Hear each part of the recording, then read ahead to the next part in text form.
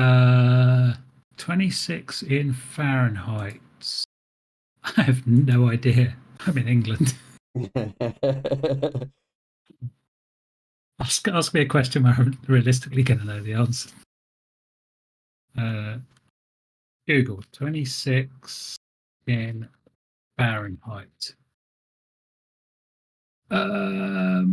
Wow, that didn't actually do anything for me. Celsius, here we go, 78.8 26. apparently.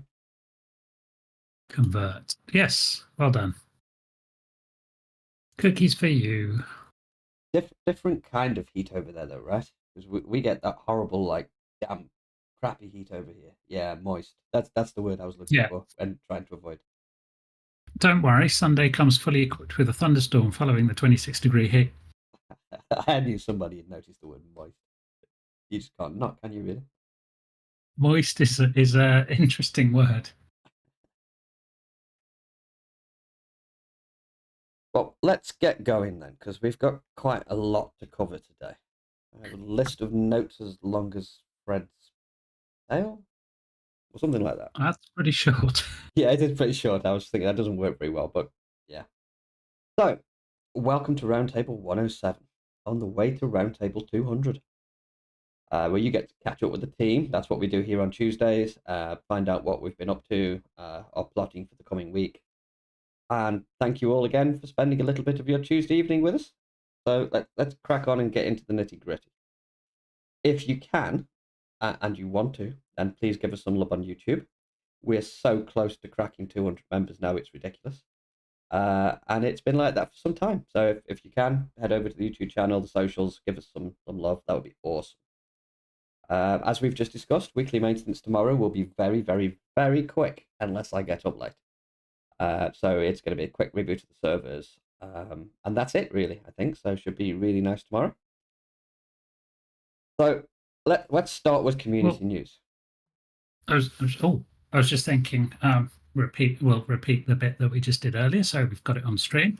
Okay. For those of you that want to participate in the stream and chat with us as we go, and for the Q&A at the end, we have the stream chat channel that is directly above the Steam voice channel in Discord. So hop in there and let us know what you're thinking. Or not, if it's bad thoughts. We don't want any of those. Yeah. All positivity this week. Apart from the coming news. So, unless you've been hidden under a rock or don't read the news at all, I know some people don't, wanted to cover what's been going on over the last couple of days. So, firstly, on Saturday the 3rd of June, which was Saturday just gone, an unknown entity somewhere in, I believe it was Indiana, USA, gained access to our Twitter account. Bunch of bastards. They immediately signed us up to verified organizations, which is Twitter Gold, which is roughly something along the lines of about, what's it, £1,200-1,300? Yeah, 1,200 stung a little bit. 45. Yeah. In addition to this, they also posted some Bitcoin tweets, put a nice ad budget of that of about $5,000 on there, and then also conveniently promoted a couple of our other tweets for us, which I guess was a smokescreen to kind of, if you're a big company and you're used to having, hundreds and hundreds on revenue going out, I'm guessing some people wouldn't notice. So they hoped their Bitcoin scam would get embedded in the middle of our legit streams, or legit ads for our own tweets even. We were able to stop the ads before they completely drained the bank account. However, Twitter Gold and some of the ads were charged to our account before we could stop it. So DJ gave me a ring. He saw the emails. I came running home like a mental maniac. And the damage so far sits at about £1,301.37. What's that in dollars? I have no clue what that's like in dollars, but if somebody could translate, that would be absolutely awesome.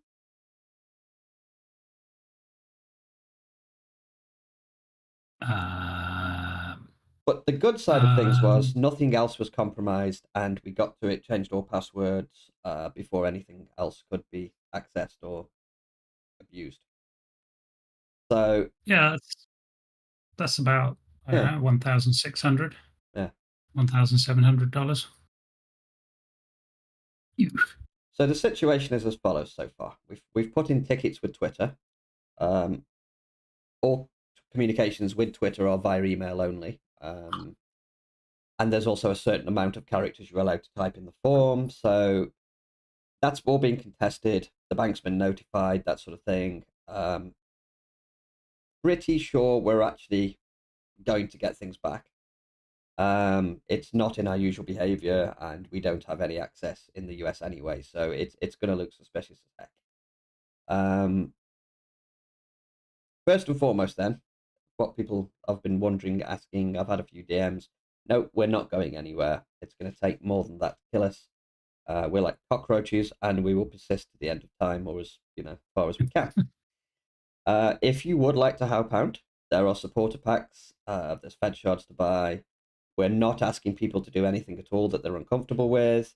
We're aware that times are hard, so don't panic or feel that you're not contributing. Everyone here makes up our amazing community, does their part.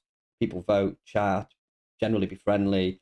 And this has been shown in the recent player numbers and the growth we're seeing. So thank you very much to everybody who's supported, all those who've asked, reached out, asked if they can help further. That's how you can help. There is a PayPal me link and read me if you want. I know a couple of people have asked for that. It's not necessary. It's nobody needs to feel forced. It's just there for people that have been asking. Further to that, so the money that went missing was indeed put aside for our pot of cash for the new ASA service. We had a discussion this morning about all of this with all 3 staff members, and we do believe we can navigate out of this. Things are going to be quite tight, quite stressful for us, but that should not impact the servers or you guys or any of our commitment to launching ASA and continue to grow. So don't worry about that. We'll get over it. As I said earlier, we do believe we'll get the cash back. It's just going to be a long process. We'll get it. Yeah, I think we'll get it back, but what I think it's going to take quite a while to get that done, because we've got to go through the whole ticketing process of Twitter and then take the outcome from that if they don't give us the money back and present that to our bank and say that the transactions were not authorized. This is the communication we had with Twitter. Here's a copy of all the invoices. And then the bank will decide if they can support us in reversing those transactions. Yeah. So we've got 2 approaches to take. Problem is, if Twitter just choose to ignore it, there is risk that we will lose that money forever. Yeah. So it's kind of like I'm looking for better ways to get in contact with somebody at Twitter. And to be honest, I was kind of at the point the other day. I was thinking, oh fuck it. If we didn't have to talk to them about this, I'd have just deleted the Twitter account and be done with it.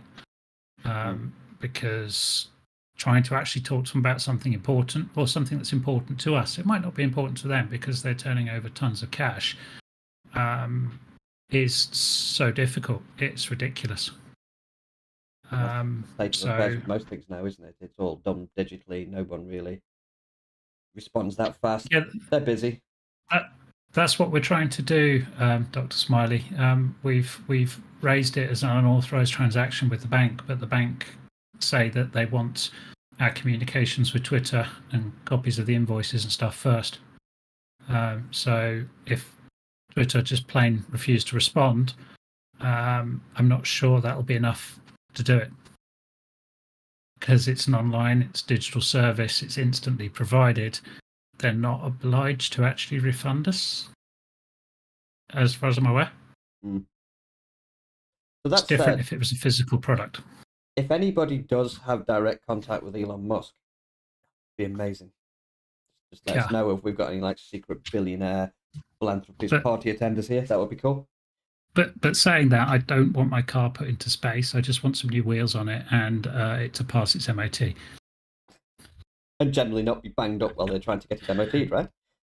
Yeah, completely. Can I diverge? You can diverge if you want to. I can diverge. So moving slightly off topic, that's brought you up to date. It's what happens with Twitter, how we're dealing with the loss of the funds, what's happening as a result of that to ASA. And yeah, me, Nani, and eventuating, all had a chat this morning, and we've got to path through this even if we don't get the money back, but it's going to be difficult. Yep. On a completely unrelated topic, I took my car to the garage this morning, dropped it off at 8:30 a.m. for a service, and in the UK, you have this thing called an MOT, which is a requirement by the government just to make sure your car is roadworthy. You have to have it done once a year, once your car's over 3 years old. So I dropped it off at the garage this morning, booked in for the service and the MOT. Got a call about 1 o'clock, no, 1:30 I think it was, from the garage. Oh, we've done your service, but we can't do the MOT. What do you mean you can't do the MOT? I booked it in and dropped it off at 7:30 this morning. Oh, our ramps aren't working. I said, how did you do the service then? Surely you've got to put it up on the ramp. He's like, So he said, well, if you leave it with us, we'll do it first thing tomorrow morning, and then you can come pick it up. I said, well, I've got the car booked in for a new set of wheels tomorrow morning. So you mean I've got to come pick it up now? Cost me an extra 20 quid in cab fare. Take it down to the other garage, get the wheels fitted, take it back to you, spend more money on a cab fare, then get another cab back again. That's going to cost me about 60 quid. Screw it. I'll just come and pick up my car. So pick up my car at 4:30, get in the car, turn it on. Warning, your car's been in a collision at 11 today. What the fuck? What collision? Okay, go back out again. Hey guys, there's this message on the dashboard. Should I be concerned? What the hell's happened to my car while it's been in your care? The lady comes out. Ooh, we better get somebody to look at that. What's there to look at? It says the car's been in a collision. So, dude pops out, and they're rummaging around in the car. Like, this goes, I'm running late now because I need to get home from a meeting. I want to have my dinner before the round table. Then another dude comes out and he's rummaging around in the car. Woman walks up to me and goes, sir, do you have your keys? And I'm like, no, I don't have my keys.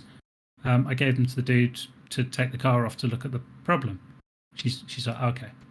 A few minutes later, another dude walks up to me. Do you have your keys? No, I don't have my keys. I gave them to the dude to take the car away.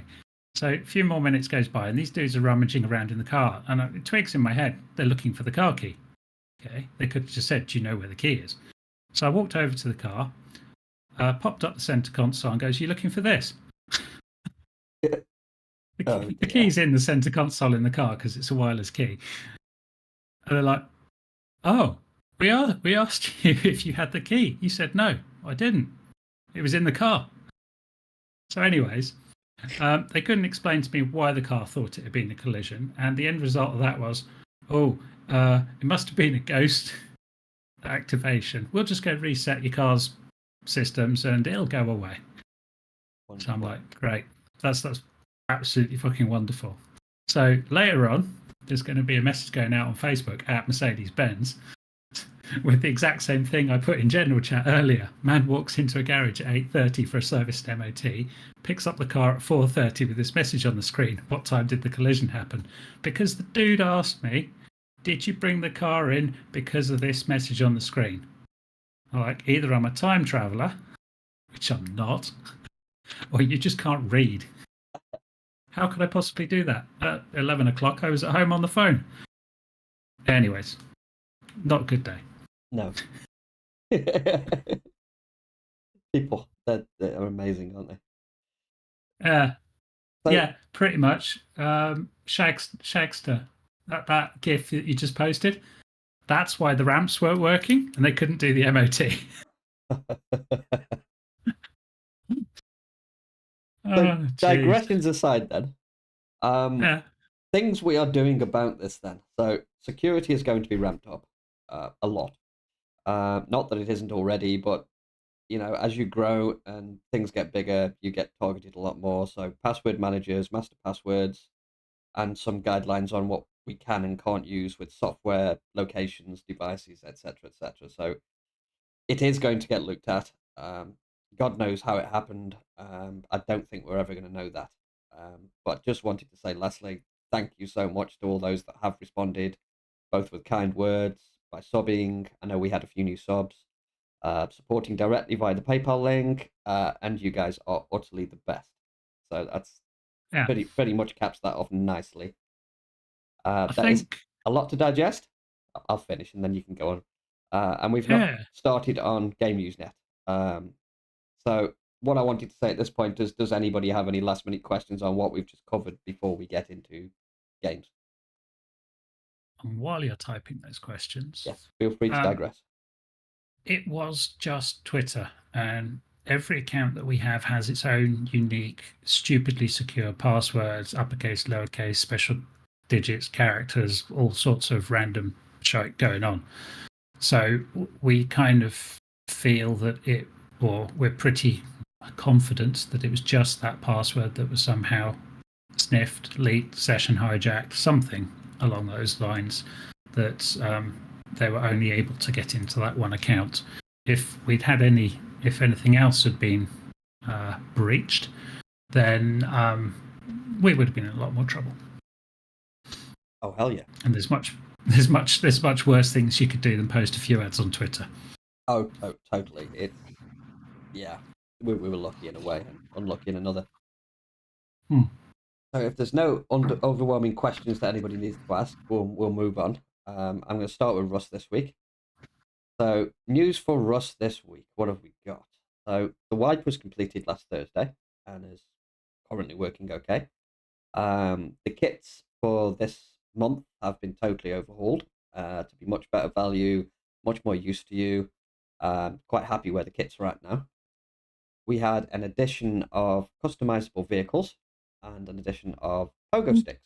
So these are two new ways of getting around with various cool features and stuff you've not seen before. The car modules and the upgraded pogo sticks, for those asking, are going to be available on the RP store very, very soon. Obviously, Don't talk to me about cars. So obviously we've had a little bit of stuff going on. And they will go on the shop as soon as I get time to do that. Hopefully we'll get that done this week. We are aware of some issues with trains getting stuck on the Kong map specifically. Having some talks with plugin developers literally over the last couple of days have been non-stop talks over that, and trying to work out whether this is a map issue or a game issue. More on this as it becomes available, but it's looking increasingly like it might actually be a game issue rather than a map issue. I just need to confirm that the author of the map didn't actually redo all of the train tracks. Yes, no, exactly like that. That's so accurate you wouldn't even believe. So as soon as he comes back to me and he gives me like the yes or the no that he's messed with the tracks, that then becomes either his problem or a Rust problem. Probably get another map up on one of the dev servers over the weekend and see if I can replicate that on another map, because that would also give us some idea of what's going on. But for the time being, we've been busy with other stuff, as you can well imagine. There have been some reports of the missile silo monument as well, which is the new one. Has had its NPCs weren't spawning correctly underground. That's now been fixed. They're now spawning as they're supposed to. So big thank you to the Mad Mappers team for that. They were so helpful over the weekend and endeavoured to get this fixed as fast as possible. Obviously, next to be worked on, as I've just said, is the shop update. We're going to bring in the purchasable car parts and pogo sticks for those that want to try them out. And then moving on from that, going to be working on Discord linking. So we'll be acquiring Discord links for starter kits and some of the free perks, much the same as we do with Arc, which is going to hopefully bring more Rust players into Discord, allowing them to access all our information, updates, and of course, much valued feedback from players. So if you're not on the Discord already and you happen to have stumbled across the video, then please do join. Feedback is amazing, and all of that is taken on board every single week. Advertisements for the Rust server are going to be going forward this month. And again, thank you again for the support, the feedback, and our regular players who've kept us going while we've been tuning things and sorting things out. Absolutely amazing. Thank you, guys. Anything you want to add on Rust before we continue? I don't think so. I'm just quite keen to try assembling a car that works. Have you've been trying? You found issues? No. Normally, I try and get on after the wipe and play a little bit, but we've been distracted, so I haven't had my usual stint on Rust. at You've the also start got of the white. your own real life card to sort out before you start sorting out like rust cars Yeah, and stuff as yeah, well. Yeah, exactly, exactly. I just wish they'd fix the bloody power lines. me too. Those power lines are Ruins my horrific. immersion. Yeah, and it's been reported. I've mentioned it. And you know, I was talking about this the other day when we were talking about trains and NPCs specifically, talking to a Yeah. couple of other server owners, and I mentioned, oh, have you also seen the massive Chungus power lines? They look horrific. And 9 out of 10 server owners came back like, nope, didn't notice that.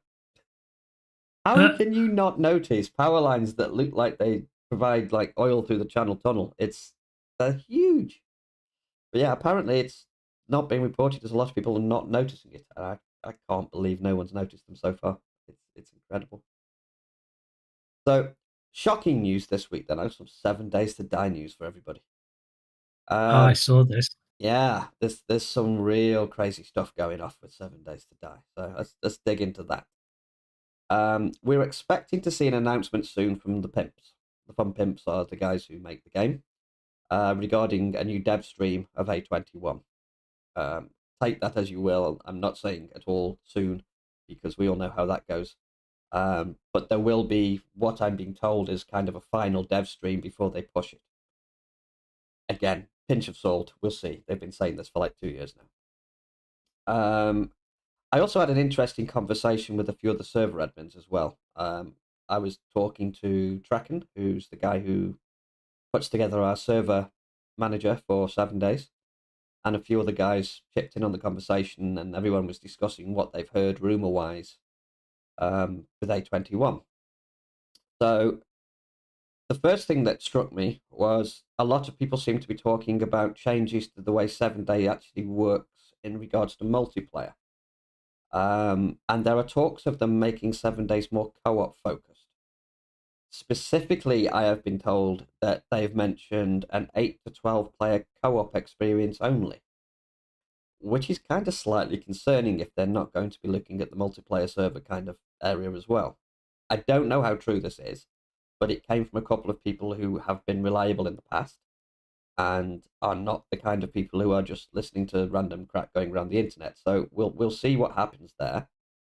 Also talked about was rumors of non-persistent loot, which confused me a little bit. So I asked what the hell was going on with this and what people had heard. So from what people are Uh, saying, loot bags will not be dropping anymore. Whether this is um, something to do with making it co-op or more single player, I have no clue.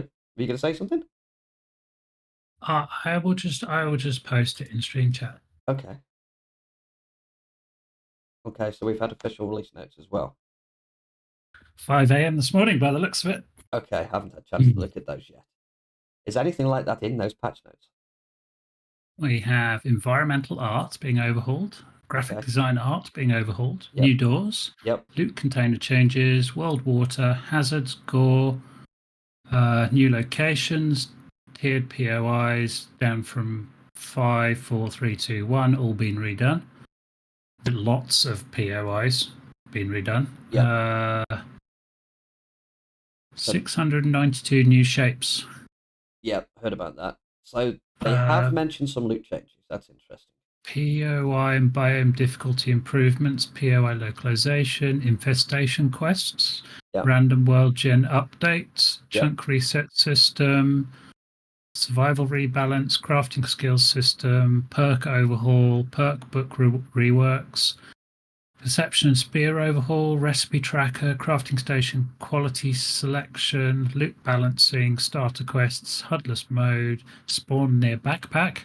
Okay, that's nice. Vehicle damage, wandering hordes, performance and optimizations, networking improvements, greatly reduces network traffic, Unity version update. Oh, God. Um, Yeah. web Interesting. dashboard, and other changes, and lots of modding notes. That's a massive, massive, massive update. Okay. So they've definitely mentioned some sort of loot update. So from Oh, what yeah. I was talking with a few other admins, they're saying that the changes are going to be no loot bags dropping, making loot on a multiplayer server. As mentioned above, we don't know whether this is going to be a thing or not yet. are going to be needing a lot of XML tweaks to actually get the bags to drop again. Also, slightly concerning, but it can be done.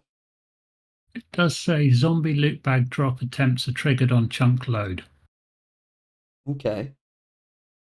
It is possible So that some of this information was like speculated on and stuff like that, so nothing is concrete until it actually happens. But there was quite a few people talking about this and how they were going to get round actually making the loot bags to work again. So we'll see. All we can do really now is wait to see what happens and see what the dev stream contains regarding all this, because they're going to be showing off a chunk of new stuff as well when that finally drops. yeah, there's like 51 references to the word loot in that Yeah, patch notes. yeah. Kane has also released some information, I think that was dropped today, where he's basically said that he's working on it due to some of the changes going in and the fact that they're going to pre-release it first and then kind of proper release it. Expect to see a Darkness Falls overhaul around August point, is what he said. That's what we know so far with 7 Days to Die. If you're interested, keep your eye on the dev stream, and we'll see what comes of that. Meanwhile, we're at the beginning of a 2-month wipe cycle, so good time to join if zombies are your thing. And as mentioned, the next one, which will be in 2 months' time, I saw the events date triggered again in events earlier on, so the dates are there. Next time round, we'll be implementing the sorcery mod as well, unless such things happen and things happen in that timescale that breaks everything. But the plan is next time round is Darkness Falls with the sorcery mod. I think we'll actually be approaching August at that point, so we'll see what comes and react appropriately, I think. So, interesting news there. I think it'll be very exciting. This is basically getting a massive overhaul, and it'll take modders a while to catch up, but well worth it. Exactly. Conan-wise, there is a new update due soon, which is going to be, I believe it sounds like it's focused on swordplay and warriors and things like that. So that's going to be cool, and I might actually get back into playing that again. I got slightly triggered with the wizardry. I hate wizards. They're horrible. No, is it, Harry? So we'll be keeping our eyes out for that as well when that's finally confirmed and drops. And of course, that will be going live as fast as possible. And then on to the ARC stuff. So first off, I want to start by highlighting the huge numbers we've been saying nightly now. As mentioned earlier, this is very, very cool. Hello, all new players. If you're here for the first time, welcome. Thank you for being here. Hot topic conversation going on obviously at the moment is due to Gaia 2, which everybody seems to be loving at the moment. It seems very active. This has been kind of put on hold / made its way to the back burners for a little bit because obviously we've had stuff going on, all aware of that. So recap on that, and you can add to this as and when you want to, because obviously you're more tuned in than I am. The S Plus full feature is going to go in. Everybody knows this already, I hope. So the pull features are going in, along with structures as well, I believe. So snapping is going to be a lot easier. Obviously, people have also been mentioning spawning issues near their bases. This is going to be addressed shortly. We talked about that again this morning, or was it yesterday, by increasing the dialed back settings we have at the moment on spawn blocking that's built into basically building stuff. So we're going to be turning that up a little bit. So that should be pretty much in a better situation, I believe.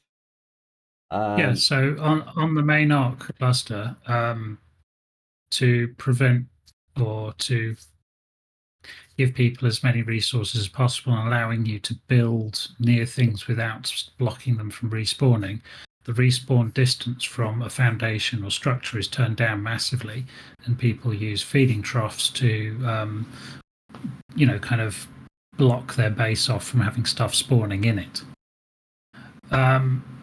Now, with that setting carried over to Gaia, so the respawn distance to a structure is actually very close.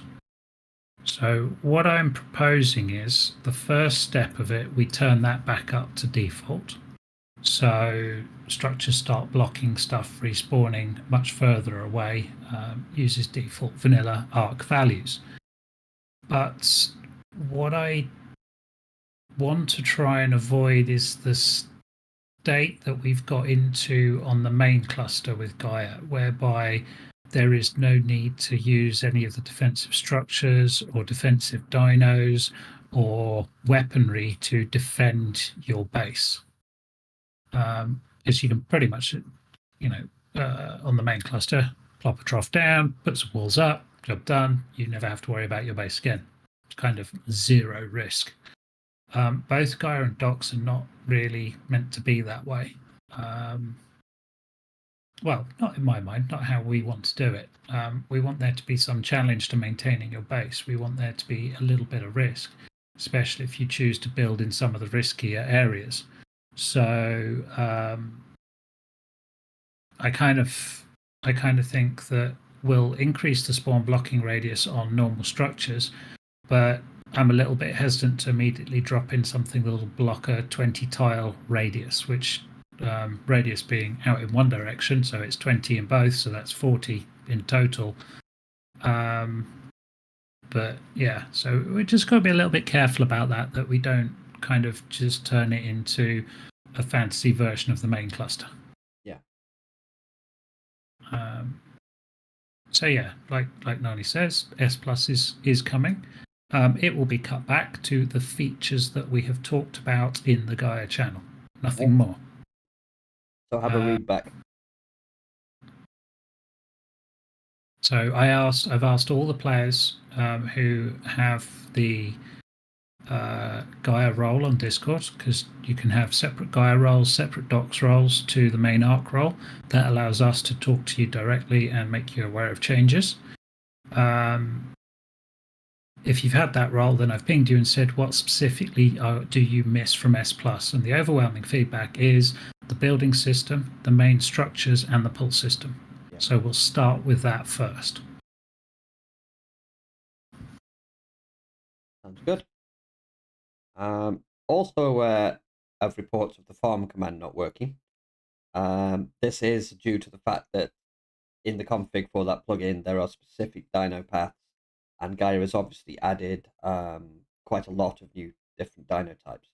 Now, as of writing, which was this morning, I was saying that we would be looking into this. Good news. So, dinos that currently work with the solo farm system on the main cluster have had all their Gaia variants added to that config, and tomorrow morning on the reboot, they should now start to work. And as a bonus feature, also we added the Docs dinos that are specifically different from normals. So from tomorrow morning, you should have your solo farm capabilities back for Docs and Gaia. Awesome. What I will say is we went through the list of dinos provided by the mod authors. Yeah. And we pulled out all the dino names that, kind of like Anki, Dodec, that kind of thing. If we missed any, let us know. But the dinos that should have solo farm capability are Anki, Dodec, Roll Rat, and Beaver.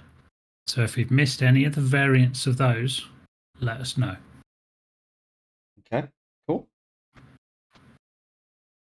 So, Kago has an interesting question there. So, question about Gaia. It's meant to be hard. I see your statement here. Why the shop is so easy to grab stuff from farming it. Oh, I guess you're talking about mats being available on the shop, right? I don't mind this. It just makes me wonder why some things I know and such features that makes play a lot easier have been set. So yeah, I'm guessing you're on about the resources on the shop. My question there would be, what do people think about that? Would you first of all, I'd say them? You could get the resources from the hex store. Yeah. If we had it turned on. But we didn't, because we provided the exact same functionality through the Arc shop. Yeah. So I don't think having the resources available is particularly game breaking for either Docs or for Gaia, simply because even with the crafting rates turned down, there are plenty of mechanics in the game which make resources kind of a non-issue in both of those mods. And yes, GD is correct Yeah. there. All the prices that are on the shop were directly taken and converted the same Fed shards as the prices they were on the X store anyway. So those are the prices that Wildcard themselves set. So we kind of had to fit in and kind of do exactly the same.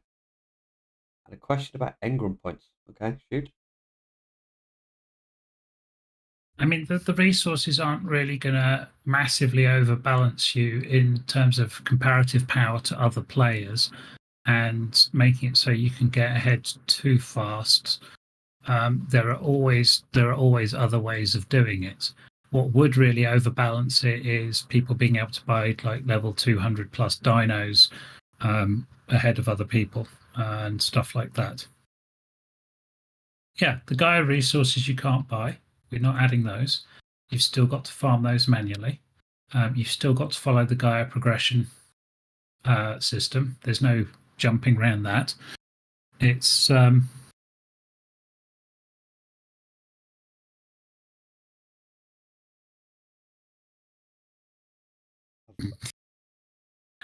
a minute there, he went quiet, and I thought I crashed again. no. Yeah, we're not. We're like on the docs server. We don't allow you to buy docs resources. The Hex store was kind of a weird addition, but it's there, so we matched it. Yeah, we kind of, it was like, we don't, what's the point in having the same thing, a one store here, one store there, some sells some stuff, some sells another stuff. So we just worked out the conversion between the pricing and slapped it all on our store and switched off the Hex store. Engrams to unlock. Here's the thing. You unlock every single engram on a heavily modded server, you will not be logging into the game again.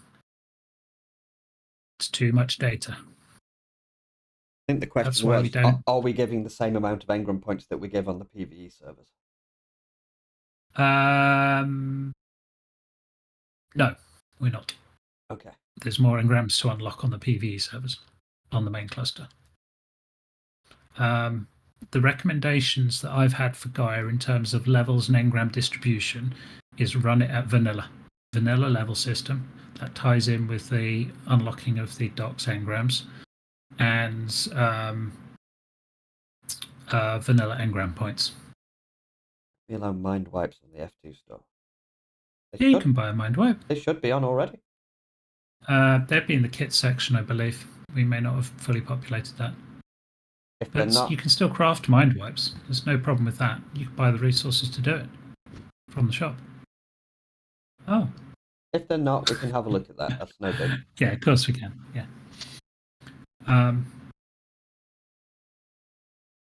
What I would suggest is a lot of people do this as well. Is you just have to plan what you're going to be using. And if you do make a mistake, yeah, you can mind wipe. You can respec it and carry on from there. But you'll get blueprints for saddles, so you don't need to have those learned full time. You'll get blueprints for weapons. You'll get blueprints for armor. There's all sorts of things you can do without. The only things that you'd need are the building materials for the tier that you're building in. So just a bit of planning. I'll add a mind wipe note to go on there. We'll sort that out. That's no problem. And then a question from Ezra. Will the Paleo Arc come to the server? We've had this before, haven't we, with Paleo? Because he saw some leaks that it will go hand in hand with Arc Editions near the end of June. So our thoughts on Paleo Arc? Massive, isn't it? It is quite big, yes. Let me just quickly check. I'll admit, from a personal point of view, it does look kind of cool. It is one I've looked at before. is indeed. But what I would say is our mod.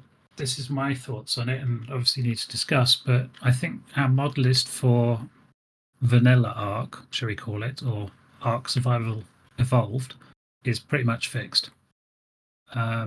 It's reached its capacity on what we can realistically do with it.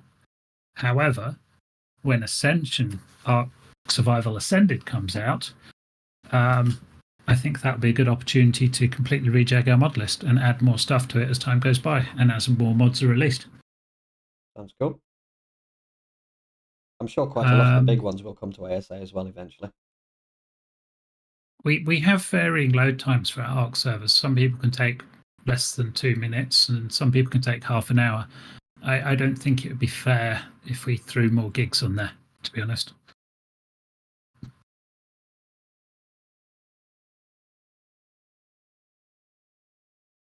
Do you have anything else to add Arc-wise? That's all I've got on my list for today.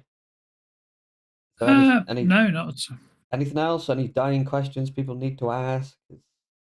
Now's your time. What are we bumping, by the way? Who knows? Gaia is just going to be an evolving project for us. I get people are chomping at the bit to have stuff added to it, have things tweaked and all that kind of stuff. But yeah, it should already be done by now, but it's not because.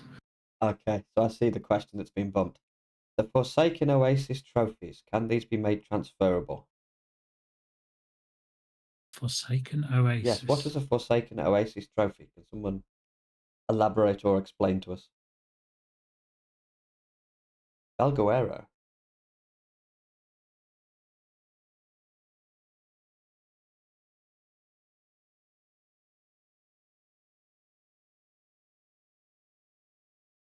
No, is the answer to that.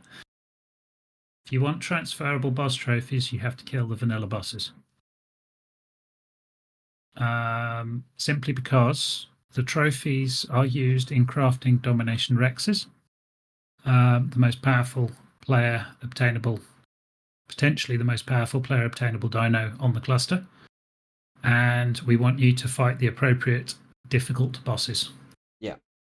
As most are aware, and the reason people do farm them that much, some of the combo bosses are seriously more easy than the main bosses. So as they're used in, like DJ said, as they're used in the crafting of the domination Rexes, that's the reasoning that balance CI have been limited. Back to the other question about the grab bag command doesn't work on Gaia. Now, were you trying to pick something up on Gaia that you had on your hotbar?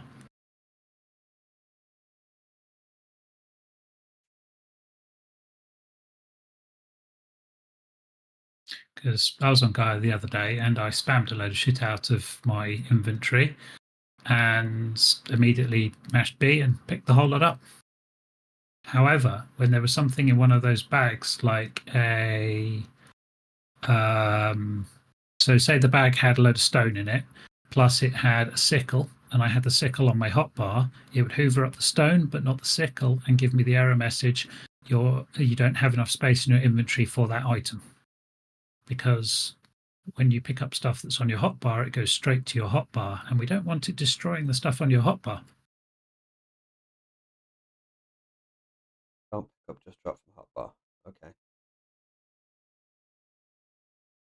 And what's in the bag? What's in the box?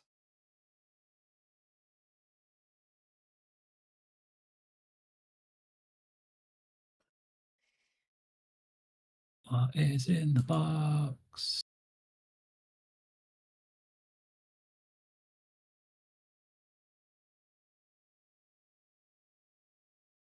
The cat's in the bag, not the box. I'll have a look at it.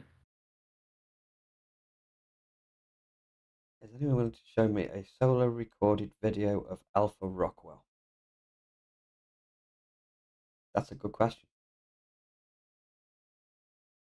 You know, I get there's enough space in your inventory, but something is blocking that from being picked up. I don't know what it is. So we have to know what's in the bag you're trying to pick up. Did it take everything from the bag one thing or nothing.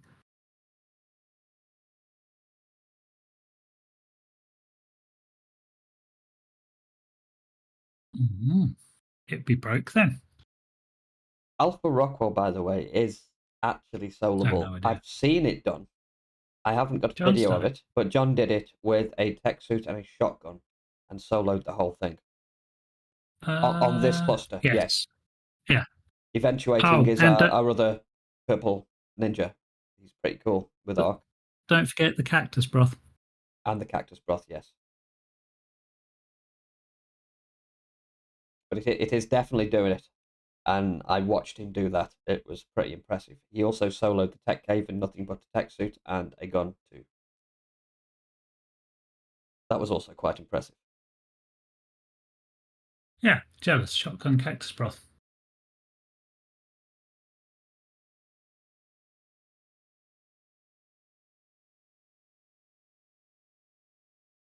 Kaboom. So yeah, I'd be like, for Ark Survival Ascended, we can't plan the mod list now because we don't know what mods are going to transition over to it. The only ones that have said they're going to will be S Plus and Dino Storage V2. So if they are ready for launch, then we'll go with them from launch. Yeah. If they're not, then we won't. But after that, we'll just have to wait and see. I think we need to set a size limit on our mods. So we present to the community a list of possibles, what size it goes up to, type thing, and say this is our limit. Which ones would you like? Get some votes in on it and decide. Yeah, totally. And I would be more inclined to head with the stuff that adds quality dinosaur content, and better building mechanics if that's required. No sending us any bills, Pertinax. You've heard what's going on, and we can't cope with any more bills. No more bills. But the build system, I believe, is getting some TLC as well, so we'll see what happens with that. They may even include the pulse system in Survival Ascended because it is in the game for Survival Evolved. It was just never implemented. Go to the dev kit, you can see the pulse system sitting right there, ready to use. No, structure limit will not get raised ever. We've tried in the past, and it ends up in a horrible mess. And we came to the conclusion that 4K was pretty much the pinnacle of what worked and was balanced nicely. Now, what we can do though is we could raise the structure limit if we removed all the decor and building mods. Yeah. And automation systems. Rep Eco.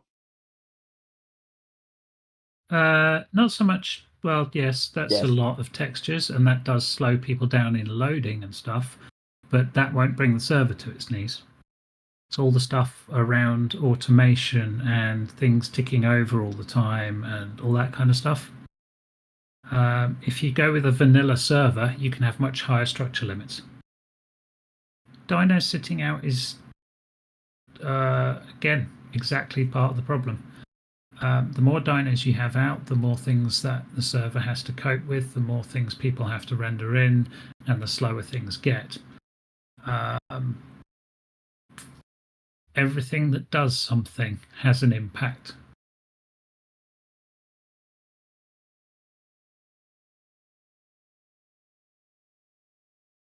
Yeah, I can kind of see why they don't have mega foundations. You lose one foundation, half your base falls down.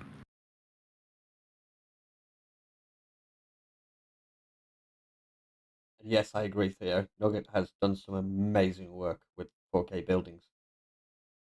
Which again leads us to raidable bases, and can't wait to show you some of the stuff he's come up with for those. They're really cool. You're right, Capitano. It shouldn't be a problem, but it will be because people can just pick up foundations and they pick up the wrong one, and boom, the whole base goes and crying commences. Part of the reason why we've asked in the past that the pickup guns don't work on platforms, tree platforms, and floating water platforms. The immense amount of headache it causes is insane. You wouldn't believe people's attitudes to.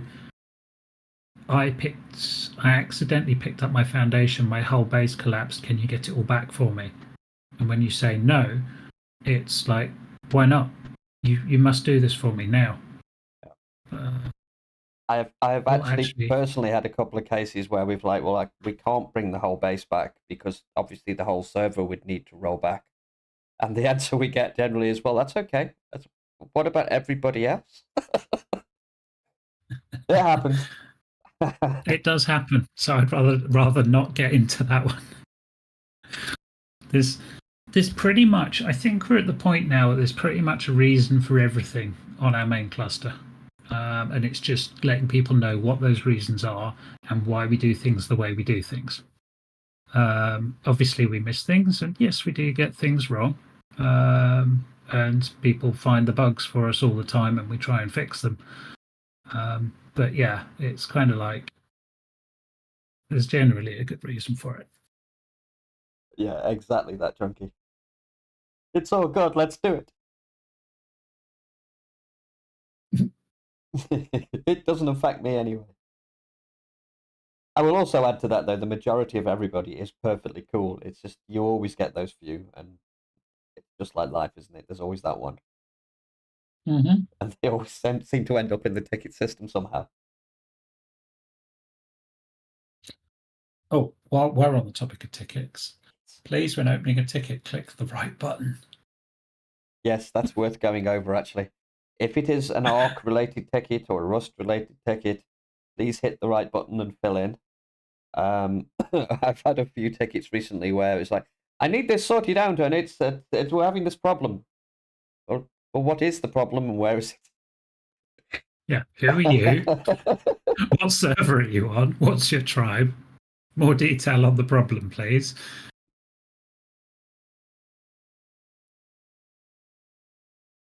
My previous base had an automatic rollback feature. Yeah, pull the foundations out, the server crashes.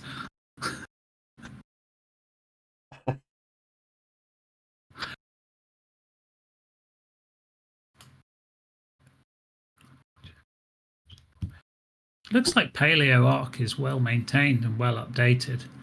I would have some. The teeth on the dinos look particularly pointy and aggressive, but they all look really well done. Yeah, it does look good. I mean, like, hang on, let me just grab this. I'm not sure what dino this is, but the problem with the removing of the ecos, though, is some people have basically implemented it so far into their base builds that it's been used for structural support, and would require a lot of problems of getting rid of some of it. It would no doubt lead to somebody or quite a few people losing things. I would love to get rid of the eco stuff. Well, there's some really beautiful things that you can do with ecos, and I've seen some absolutely amazingly decorated bases, and they've garnered us quite a lot of attention. Agree? Yeah. So there's somebody I don't remember. John posted the picture on our Instagram of this absolutely awesome library somebody had built, and it looked amazing. And some of the inns and public spaces that have been put together, they all look great. And I think they have a place on our main cluster, which is a PvE builders, tamers kind of environment.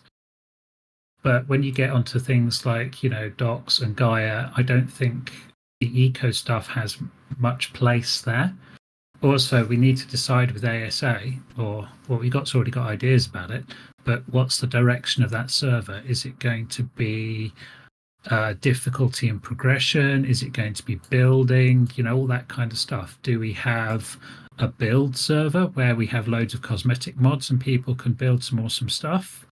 Not that you can't build awesome stuff anyway. And then do we have like a progression server, which where it's deliberately more vanilla but not as painful with the tames and stuff like that.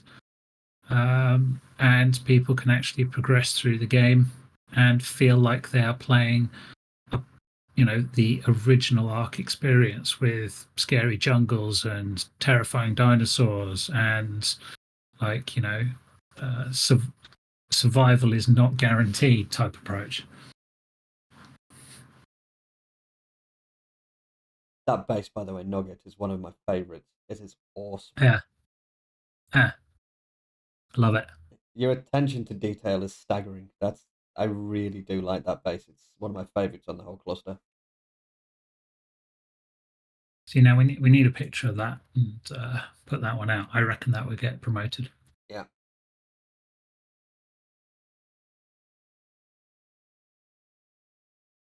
Did Wildcard decide if they're implementing structural stability from UE5? I know they were thinking about it. Very good question. Who knows? I don't think we know yet. Everything we do know, there's a good post on the website of everything we know so far and all the new features. That was linked in general chat, I believe, earlier on when somebody else was asking. It was. Yeah. So everything we know so far is there, and when we know more, you'll know more too. I'm currently really excited for ASA. I'm coming back. It's going to be awesome. No more bases balanced on a blade of grass. Yeah, that'd be nice, wouldn't it?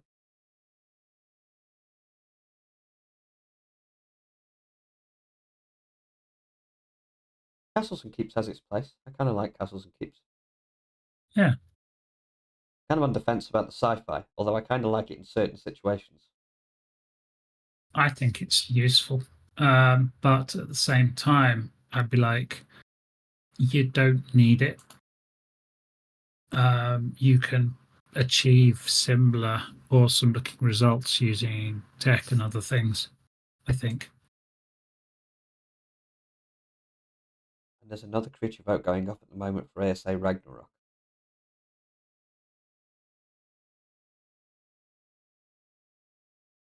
Well, until we know which mods are going to be available, that's kind of, yeah, we can make a list of things we'd like, but there's no kind of, the only guarantee, not even a guarantee, is S Plus and Dino Storage. That's it. Yeah.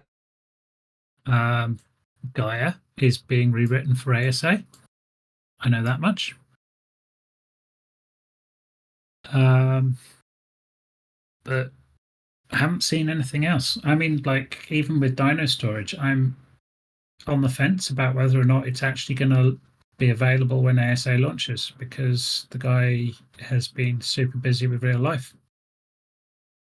As for S Plus, Orion Sun pops up and pops down at a moment's notice. So, for all we know, it could suddenly pop up next month and go, boom, here it is, job done.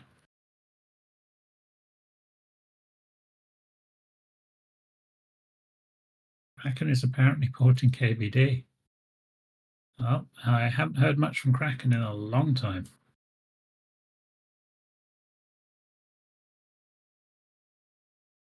The last post from Kraken was, "Hello, you beautiful people. It's been a while. Real life has sucked. Had to unplug for a bit.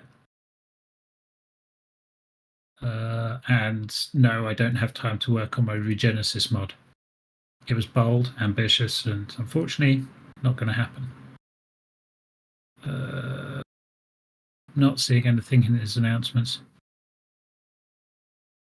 Plus the fact everything he wants to do is in Alt 2.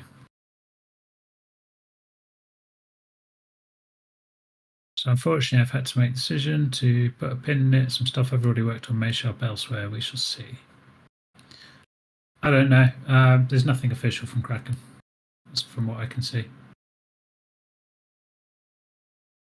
Last post being on the 7th of the 11th, 2022.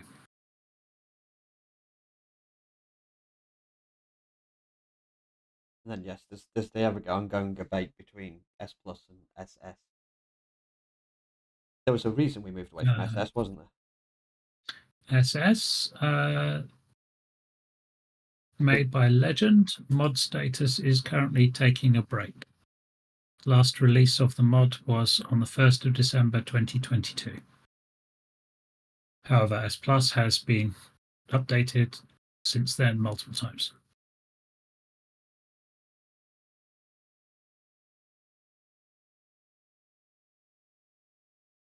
So, the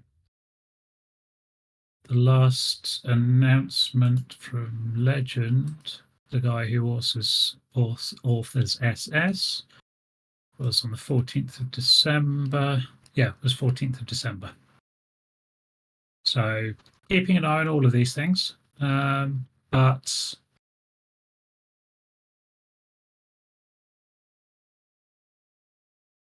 yes, other servers used SS because S Plus developers stopped developing.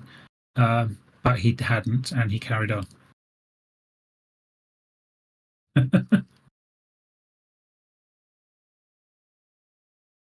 We've just got to keep in mind when ASA does launch, things are going to take a little while to ramp up and get sorted out, and not everything is going to be there on launch. Still hugely excited for it, though. It's going to be cool.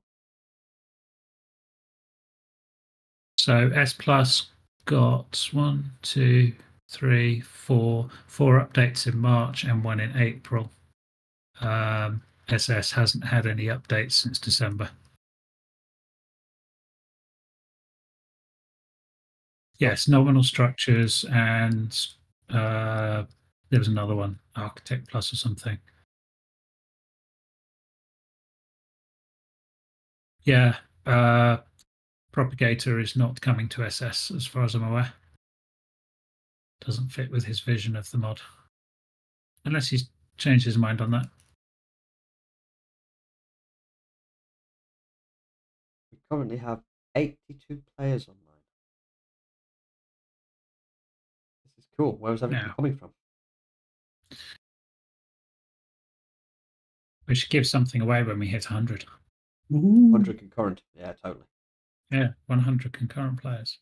No cheating, because we have no double logging. Yeah, completely. As for Fed shards carrying across to ASA, well, that's going to require a whole rewrite, I'm guessing. And carrying over is probably not a good idea.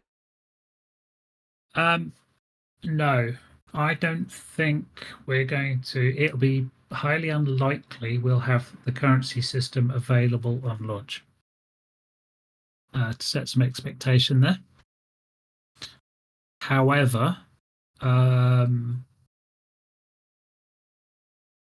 we may be Fed shards as a thing that drops could be added fairly quickly, and could be set up as a resource and as a consumable type for whatever mods are live. But again, we don't really know what's going to happen there.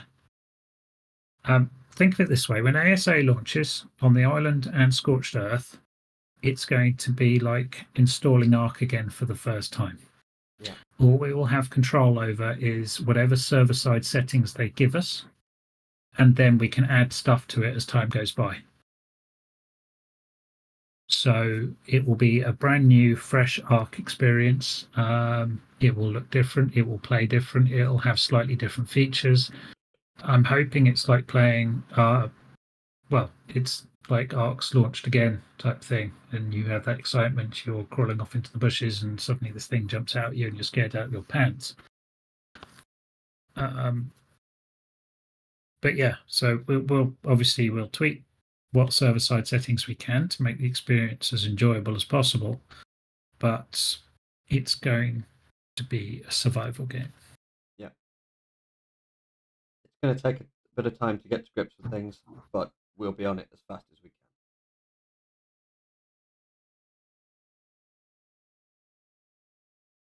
Whatever happened to the community dino shop stalls? There was a bug with them that allowed you to dupe things in them. I believe that dupe has been fixed, but it was only fixed recently. We need to retest it. And jealous, absolutely. Yes. Oh, most certainly. I think that is a foregone conclusion. Our rates are cool, but they're too easy. They really are. I know a few people would disagree with me there, but when I went to play Fjordjaw, the rate that I got a really, really big base up with absolutely no effort was just really kind of sad. So yeah, I would absolutely be massively up for lower rates on ASA. Yeah.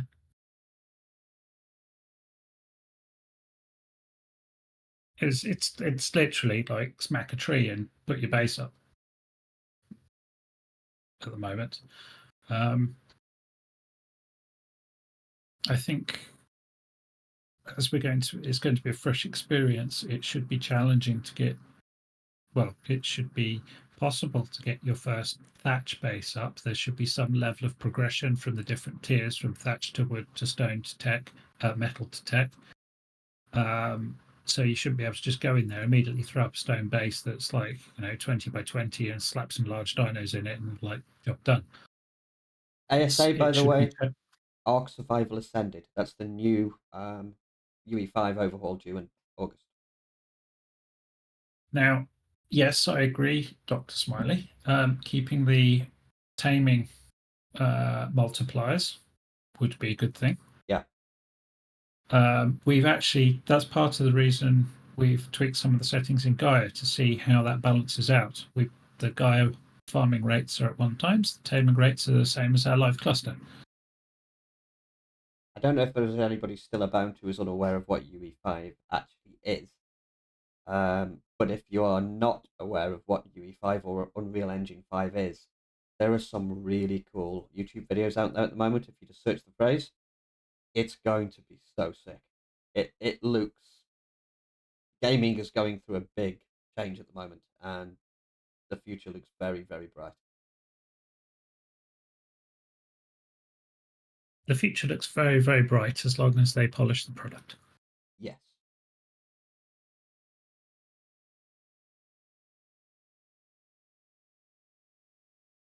I also don't believe all the hype is and they just want our money now. I don't believe that at all, personally.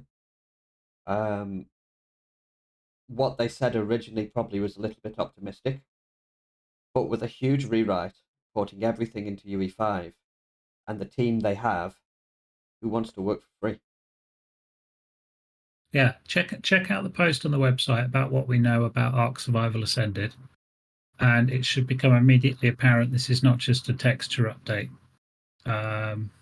It's just not making it look prettier. It's actually they've pivoted from let's just make it look pretty and port the bare minimum to UE5 to actually right, let's make it look pretty and make it work well with UE5.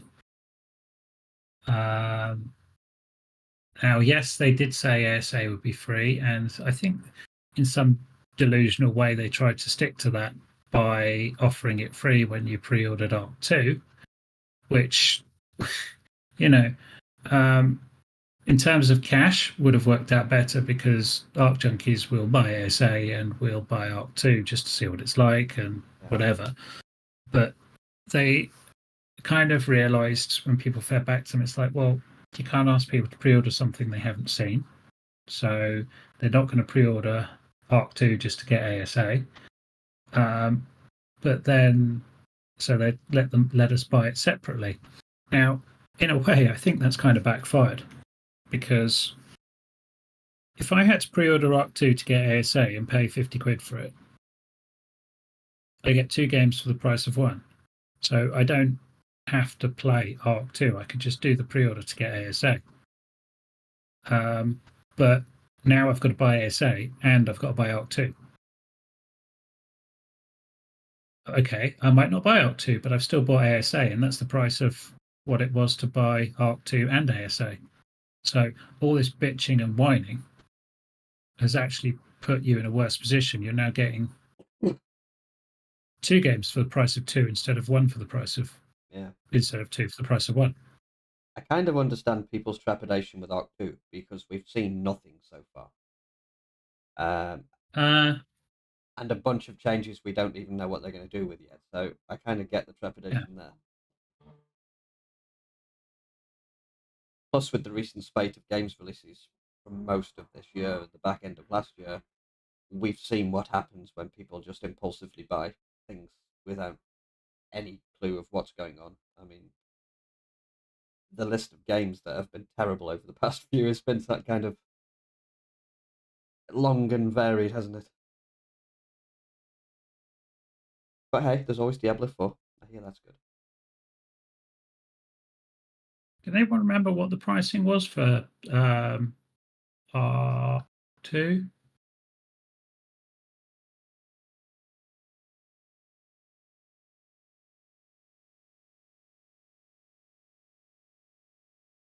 Yeah, it was $49.99 for Arc ASA and Arc 2. Yeah. So now we're paying. Let me check on our website. I find it funny we have to go to our own website just to find out what the pricing's going to be.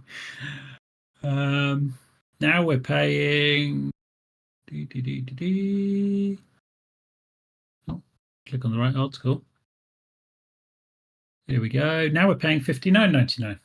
So we're paying 10 quid more and only getting one game. So yeah, all our bitching and whining has screwed ourselves.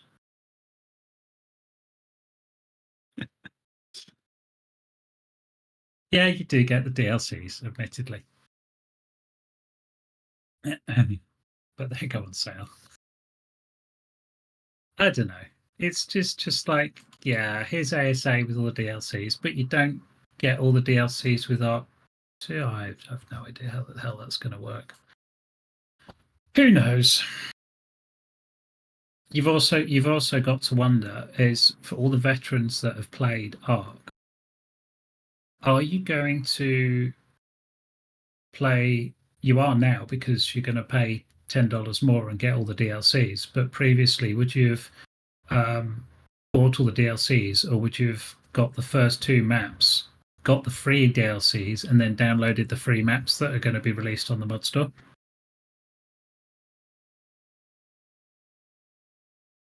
You also have to remember as well with Snail Games, you realise there wouldn't be a wildcard without Snail Games, right?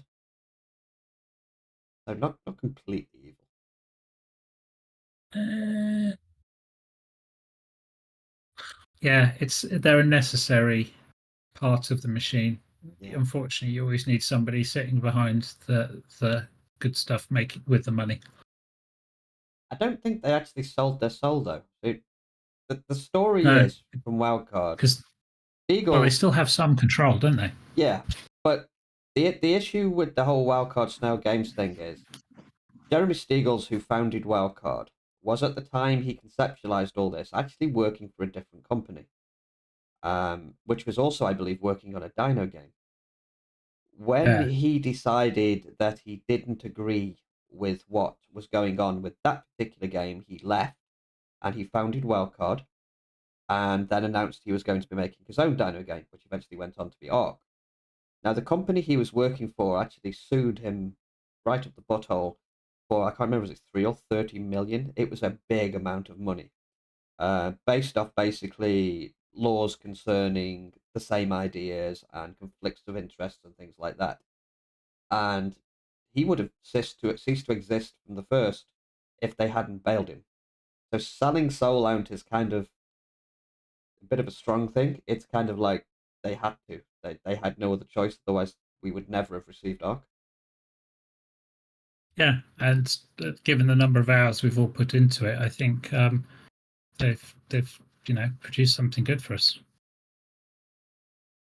And, and stolen is also a harsh word as well. When Eagles basically signed on the dotted line, nobody had a shotgun to his head. He just had a $30 million lawsuit. Which kind of was his own fault anyway. Yeah, pretty He much. should have put it on hold and He should have released waited. it later. Yeah.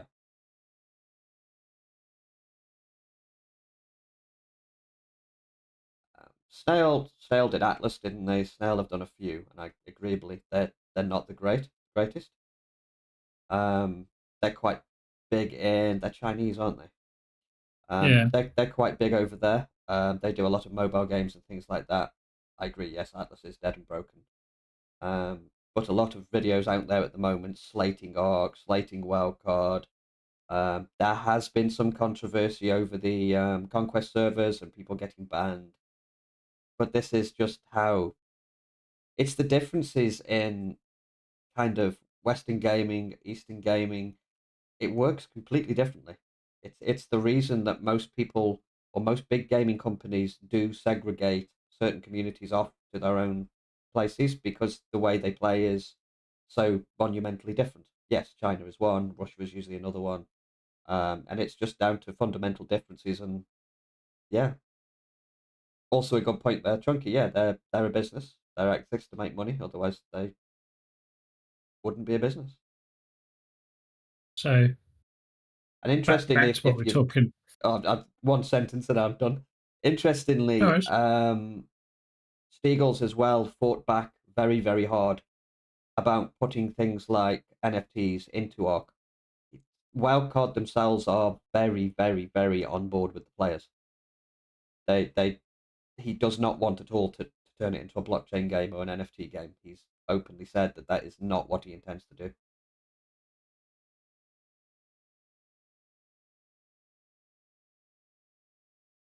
Um, so back to the whole topic of cost and stuff like that. I just thought I had a quick think. If you spent £100, so what that's $150 on Arc DLC, Yeah, and you've put in say 4,000 hours, you're paying like 2 cents an hour, 3 cents an hour. That screams massive value to me. When you look at a game, I don't know, 40-hour, maybe let's be generous and say a 50-hour AAA game. So say 59.99 divided by 50. yeah. You're paying like £1.20 an hour to play.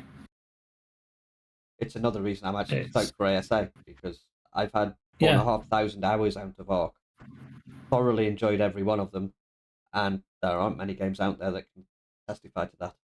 There really isn't. yeah. I think Minecraft would be the only other one for me. I mean, WoW in terms of cash to play time for a normal person is a rip-off.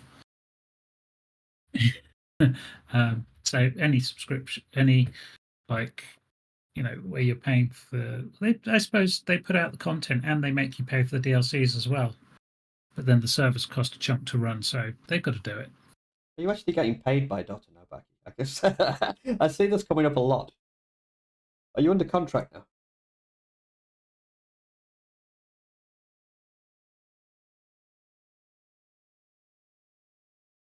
Yeah, I suppose if you play Ark enough, it eventually becomes free. Kind of true. Yeah. You get down to like 0.2 of a penny per hour or something, at which point it's negligible. Yeah, Theo. In terms of cost per hour, Ark cost you nothing. Got a free game there. Yeah, totally. Better value than that.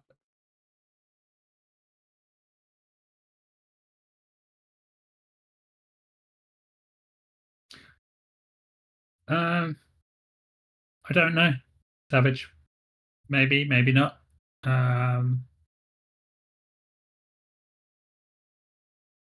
Depends. Uh, we're gonna, we got to save some space for new maps and stuff. See how it goes. Still lots to be done on the map we've got. And I think also, unless we see even more population moving over to Gaia, then I don't think another map will totally justify it.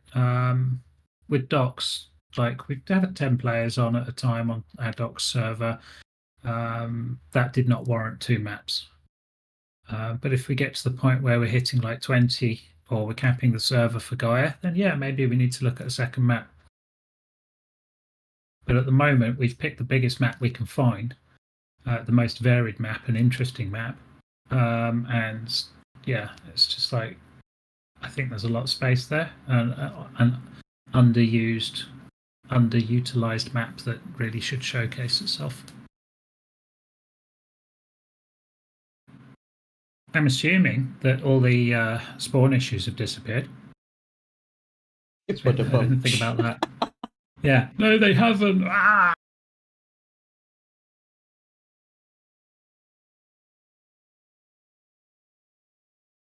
I'm pretty sure that the spawn issues were due to Transcendence and Gaia not playing well together.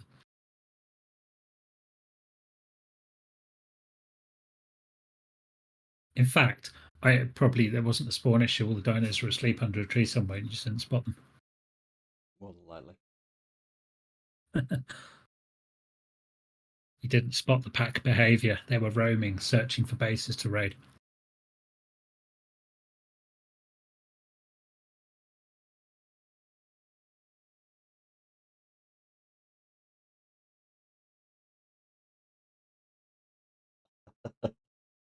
Yes, but as Nani said, there were 34,000 dinos on that map with an even spread across They were definitely there somewhere. Inquiring minds would love to know where, but they were there. And no, I can't be asked to go and fire up the backup and figure it out. Too much going on. There's more content. Put the mod back in and you go searching for dinos again all day. Yeah. It'll create an exciting and engaging experience. Introducing new invisible dinos. Anyways, we should probably wrap it up there unless anyone's got any pressing questions. We're at now 20 now.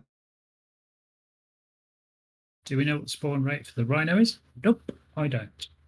If the wiki hasn't been updated, I've got no clue.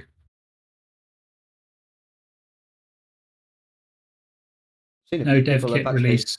started to get them now, though, which is really cool. Yeah. There's been no updated dev kit, so data mining out the dev kit is not happening. Otherwise, we look at the map, look at the spawn containers, and go, "Yep, that's what the spawn rate is."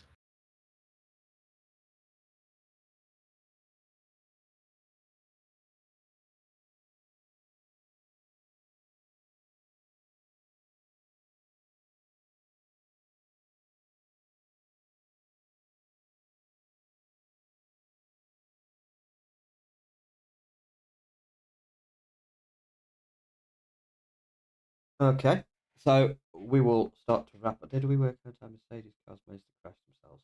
I don't think we did. Nope, never got to the bottom of that. Definitely some guy called Bob somewhere without a job now, though. Pretty sure about that. Mm-hmm. Yeah, they fall off car lifts and break the car lift, so they then can't finish the service. I don't know how that happened.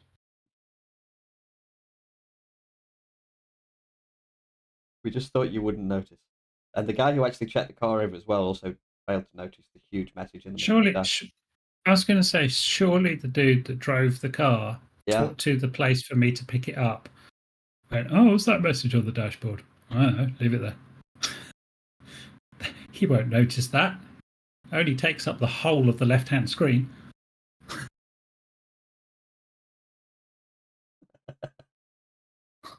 Big, like, 10-inch message on the plastered in the middle of the dashboard. "Oh, your car's been in a crash. Here's a picture of the car." And yeah, I did. The interesting thing, to be honest, I'm not too worried about it. I'm just like over, sensationalizing the whole event. When the car gets into a ding like that, the car will highlight the areas of damage. So, like when you're flying your spaceship in a game and somebody shoots at you and bits of your ship go red to show, then they go yellow and then they go black to tell you they've been destroyed. It's like that on a car.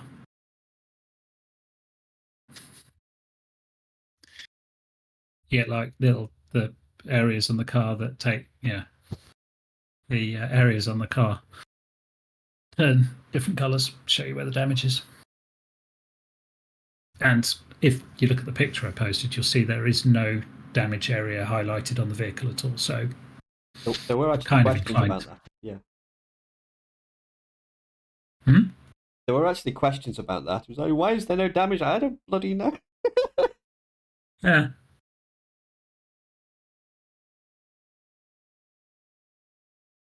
So yeah, if you look at the picture, you see there's a picture of the vehicle on the left-hand side, and the different areas all get highlighted when they take damage. So there's no red or yellow areas on that vehicle at all. So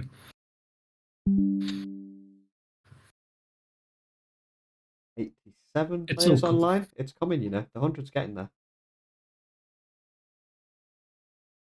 I'm tempted just to log in to push it up to 88. Go for it. Said I'm tempted.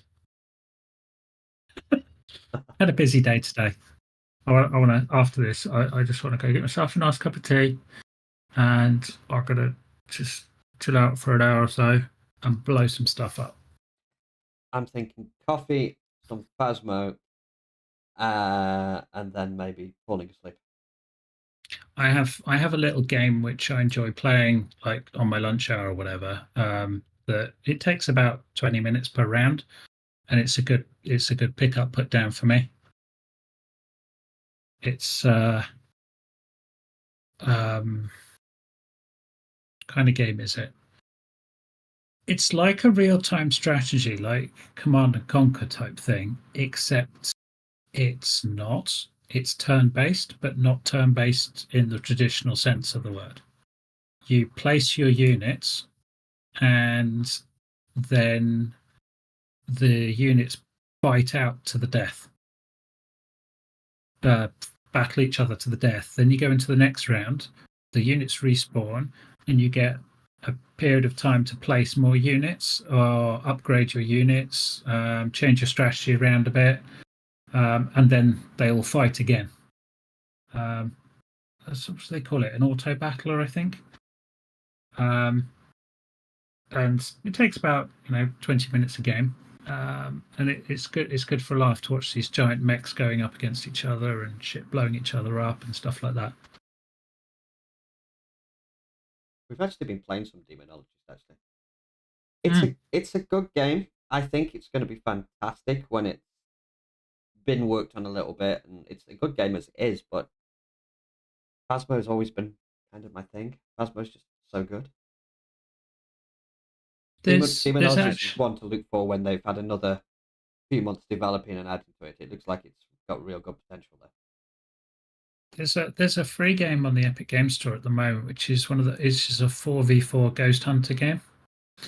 4 people play the ghosts, 4 people play the hunters. Seen that one as well. I can't think of the name. I know the one you're on about. Um, We're kind of nuts on our ghosty games. it's not like the ghosty games that you've been playing though. It's a bit more actiony. Yeah, I Midnight know Ghost Hunt. I know exactly the one you mean. It's called Midnight Ghost Hunt. Yeah, So that looks kind of cool. But again, you've got to then organise an 8-person, well, a 4-person team, I suppose, to go up against another 4 people. Or you could organise an 8-person game where you know who you're fighting against. yeah. I've heard numerous things about Redfall. Good concept, but the videos I've watched I've of heard play. lots of things about Redfall as well. Yeah, the videos I've watched of play, especially the AI of the vampires and stuff, look absolutely shocking. I think the phrase was dull as ditch water. Something like that. Yeah. Good Awesome concept. concept. Yeah. Looks graphically pleasing, and love the idea of the enemies and the mechanics and stuff, but poorly executed. Well, um, from what I understand, it needs putting down or a big overhaul. It's another in a long list of nice try but really bad game. We need to see that change soon. Technical opinion, it blows goats. Okay, cool. Yeah.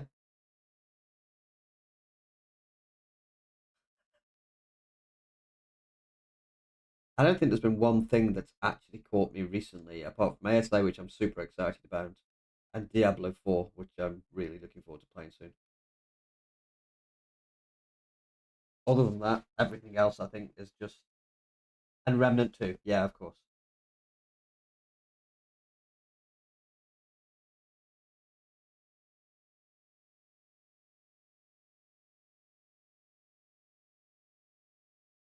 I'll start for any Secret Labs chair, let alone the Diablo 4 one. But yeah, the D4 one would be cool.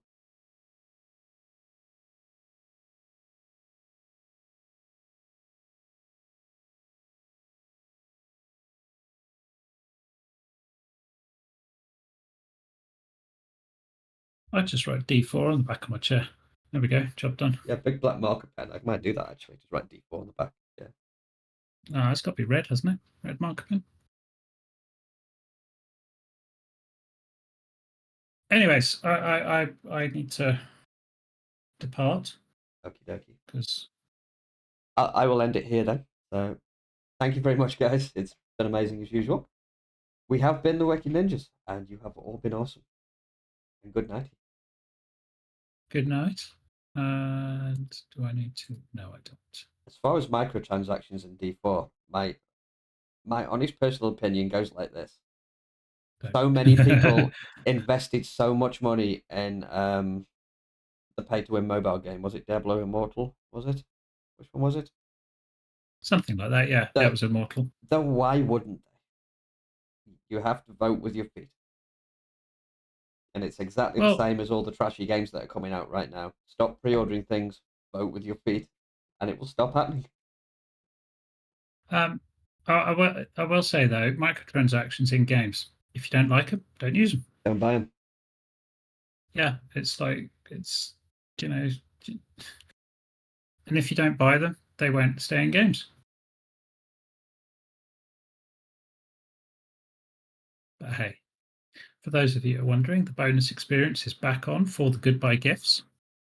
And bonus experience, by the way, goes towards your level on Discord. So, good opportunity to get some easy level up.